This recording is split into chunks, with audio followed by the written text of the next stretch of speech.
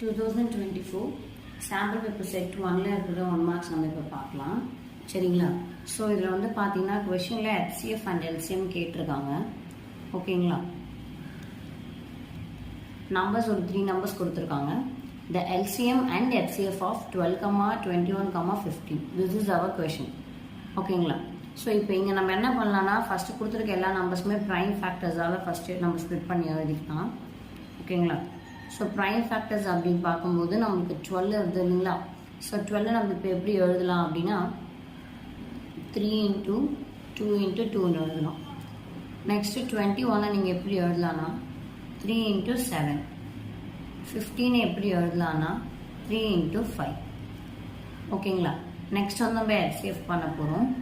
HCF அப்படின்னா smallest power. ஓகேங்களா? Small